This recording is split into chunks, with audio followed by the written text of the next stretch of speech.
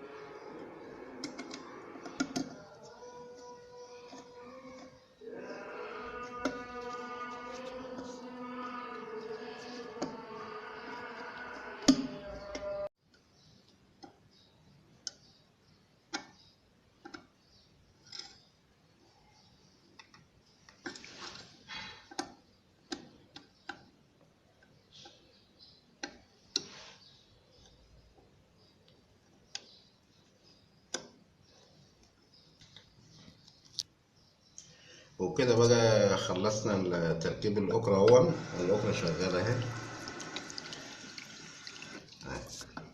وادي ايه المكسورة هي شلناها طبعا، لغناها.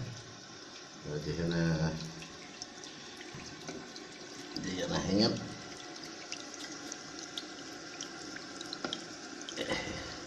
ركبناها.